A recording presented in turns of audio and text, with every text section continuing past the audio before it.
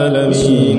اللهم اجعل القرآن العظيم لقلوبنا ضياء ولأبصارنا جلاء ولأسقامنا دواء ولذنوبنا ممحصا ومن النار مخلصا.